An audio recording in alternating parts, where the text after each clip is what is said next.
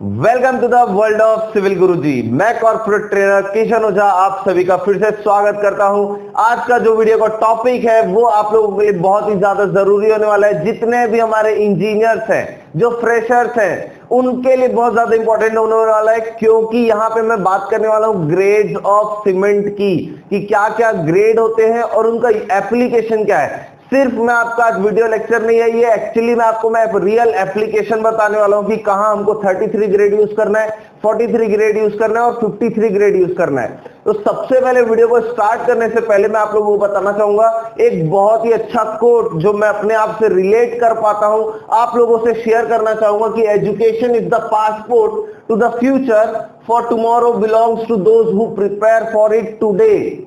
मतलब कि आपको आगे बढ़ने के लिए हमेशा पढ़ते रहना है। फ्यूचर के लिए जो आपको एक एजुकेशन चाहिए, पढ़ना कभी मत छोड़िएगा, क्योंकि आपकी लर्निंग होगी तभी आपकी अर्निंग होगी। तो इसी कोट के साथ हम इस वीडियो को शुरू करते हैं, जिसमें मैं सबसे पहले बात करने वाला हूं जो हमारे ग्रेड्स ऑफ सीमेंट होते हैं। तो सबसे पहले मैं ग्रेड ऑफ सीमेंट को एक्सप्लेन कर दूं। तो ग्रेड, यहाँ पे जो ग्रेड होता है सीमेंट का वो होता है 33 ग्रेड, 43 ग्रेड और 53 ग्रेड। अब ये 33, 43, 53 क्या है? ये है आपकी compressive strength of cement after 28 days. मैं अगर ग्रेड की बात कर रहा हूं मतलब उसके कंप्रेसिव स्ट्रेंथ की बात कर रहा हूं। देखते हैं उसको कैसे और अच्छे से समझा जा सकता है। अब मैं अगर स्ट्रेंथ की बात करूं सीमेंट की 33 ग्रेड का, तो मेरे अगर 3 डे में आपका 16 न्यूटन पर mm स्क्वायर होता है, 7 डेज में आपका 22 न्यूटन पर mm स्क्वायर होता है, वैसे ही 28 डेज में आपका 33 न्यूटन पर mm स्क्वायर होता है। तो आप देख पा रहे होंगे कि 33 ग्रेड जो होता है आपकी, वो होती है compressive strength of cement after 28 days. Similarly अगर मैं 43 ग्रेड की बात करूं तो आपका 3 डेज में 23 न्यूटन पर mm स्क्वायर, 7 डेज में 33 न्यूटन पर mm स्क्वायर और 28 डेज में 43 न्यूटन पर mm स्क्वायर। इसी का मतलब ये है कि 33 ग्रेड अगर आप यूज कर रहे हैं मतलब उसकी कंप्रेसिव स्ट्रेंथ जो है आफ्टर 28 डेज वो 33 न्यूटन पर mm स्क्वायर है। 43 यूज कर रहे हैं तो 28 डेज बाद आपकी जो कंप्रेसिव स्ट्रेंथ होगी वो 43 न्यूटन पर mm स्क्वायर होगी। और 53 ग्रेड का अगर यूज कर रहे होंगे तो आफ्टर 28 डेज आपकी जो स्ट्रेंथ आएगी वो आएगी 53 न्यूटन पर mm स्क्वायर। और इस चीज को और अच्छे से समझते हैं। अब यहां मैं डिटेल्स के बारे में बात करने वाला हूं कि 33 ग्रेड, 43 ग्रेड और 53 ग्रेड के क्या क्या आपके डिटेल्स हैं। अगर इंडियन स्टैंडर्ड की बात करूं तो 33 के लिए हम लोग IS 269 प्रिफर करते हैं, 43 ग्रेड के लिए आपका IS 8112 और 53 ग्रेड के लिए आपका IS 12269। अब बात करें हीट ऑफ हाइड्रेशन की, तो इसमें आपका लोअर रहता है, 43 ग्रेड में भी लोअर रहता है, 53 ग्रेड में हायर रहता है। हीट ऑफ हाइड्रेशन की बात करें तो जैसे ही आप सीमेंट में पानी मिक्स करते हैं वैसे ही आपका हीट ऑफ हाइड्रेशन स्टार्ट हो जाता है। जो मिनिमम वाटर रिक्वायर्ड होता है हीट ऑफ हाइड्रेशन के लिए वो होता है आपका 0.36। मतलब आप 0.36 के अमाउंट में अगर सीमेंट में वाटर मिक्स करते हैं तो आपका हीट ऑफ हाइड्रेशन स्टार्ट हो जाएगा। ठीक है, नेक्स्ट देखते हैं इसके यूजेस। तो हम लोग देखा होगा आप लोगों ने कि हम लोग जब भी साइट में जाते हैं आप 2-3 चीजें चेक करते हैं आपके सीमेंट बैग में। सबसे पहले आप OPC चेक करते हैं कि ऑर्डिनरी पोर्टलैंड सीमेंट है। उसके बाद उसकी डेट ऑफ मैन्युफैक्चरिंग चेक करते हैं, क्योंकि हम लोग 3 मंथ बाद सीमेंट को यूज नहीं कर सकते, उसमें लम्स आ जाते हैं मॉइस्चर कंटेंट के कारण। एक और चीज चेक करते हैं कि वो कौन से ग्रेड का है। तो आप लोगों ने खुद साइट में देखा होगा कि ज्यादातर जो हम लोग सीमेंट यूज करते हैं वो OPC 43 ग्रेड का यूज करते हैं। 33 ग्रेड आपका बहुत कम यूज होता है और वो भी कंपैटिबल है आपके M20 के मिक्स से पहले। अगर आप M10, M15 तक के आप सिर्फ कॉन्क्रीटिंग करवा रहे हैं तब आप 33 ग्रेड का सीमेंट यूज कर सकते हैं। अगर 43 ग्रेड के यूजेस की बात करें तो सुटेबल फॉर PCC, ठीक है। उसके बाद RCC works up to M30 तक में आप जितना भी RCC वर्क कराते हैं अपने बीम का, कॉलम का, फुटिंग का, स्लैब का, वहां पे आप 43 ग्रेड का सीमेंट यूज कर सकते हैं पर अप टू M30 के डिजाइन तक में।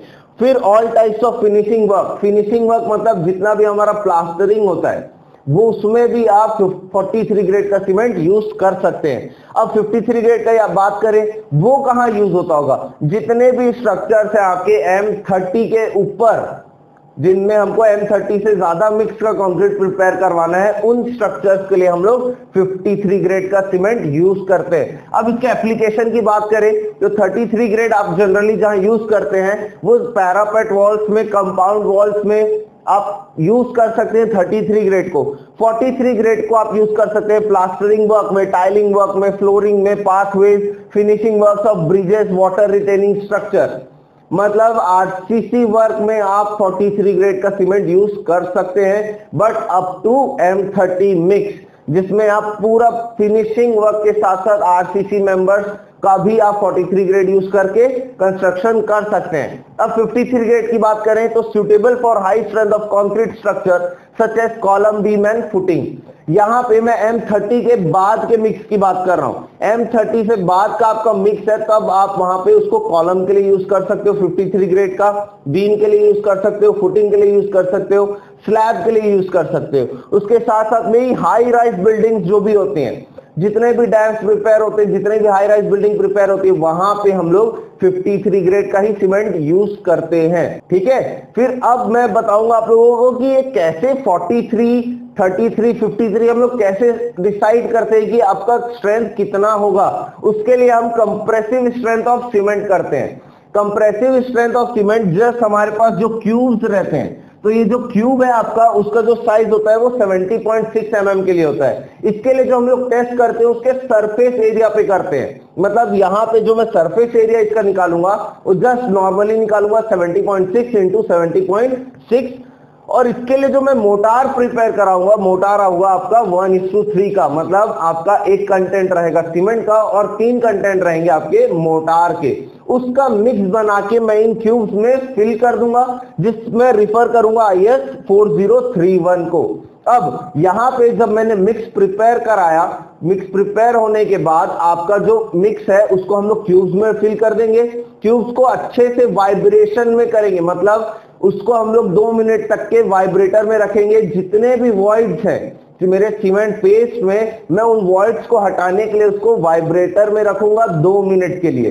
फिर क्यूब्स आपके प्रिपेयर हो गए, उसके बाद हम उनको सेट करने के लिए छोड़ देते हैं। जैसे ही आपका सेट हो जाता है, आपको ये ध्यान रखना है कि कंप्रेशन टेस्टिंग मशीन में ले जाने से पहले उस क्यूब में कोई भी क्रैक्स या श्रिंकेज डेवलप ना हो। ठीक है, तो अपन 3 क्यूब जनरली प्रिपेयर करते हैं साइट के लिए।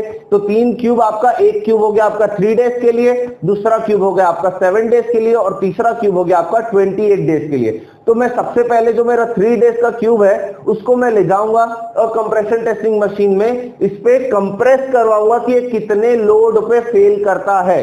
तो आप देख पाएंगे वहां से कि 3 डेज के लिए अगर 33 ग्रेड का है तो वो 16 न्यूटन पर mm² तक का लोड झेल पाएगा। वैसे ही हम लोग 7 डेज के लिए भी निकाल लेंगे और 28 डेज के लिए निकाल लेंगे। तो 28 डेज में निकालने के बाद जो मेरे को कंप्रेसिव स्ट्रेंथ मिलती है वही आपकी कंप्रेसिव स्ट्रेंथ होगी और वही आपका ग्रेड डिसाइड करेगा। तो दोस्तों, अगर ये वीडियो आपको अच्छा लगा हो तो आप इस वीडियो को लाइक कर दीजिए, और अगर आप चैनल में नए हैं तो आप सब्सक्राइब बटन पर क्लिक कर दीजिए और बेल नोटिफिकेशन ऑन कर लीजिए, ताकि आगे आने वाली वीडियोस की नोटिफिकेशन आप सभी को मिल सके। जैसे कि मैंने अपने वीडियो की शुरुआत की थी कि लर्निंग कभी मत छोड़िएगा, तो आगे आप लोगों से रिलेटेड और भी वीडियोस हमारे चैनल में आप लोगों के लिए अवेलेबल है, जिससे आप अपनी लर्निंग बढ़ा सकते हैं। तो पढ़ना कभी मत छोड़िए दोस्तों, पढ़ते रहिए। इसी तरह से मैं आप लोगों के लिए वीडियोस लाते रहूंगा। तब तक के लिए मिलते हैं दोस्तों नेक्स्ट वीडियो में। करना है खास तो चलो हमारे साथ, करना है खास तो चलो हमारे साथ, सिविल की बात गुरुजी के साथ।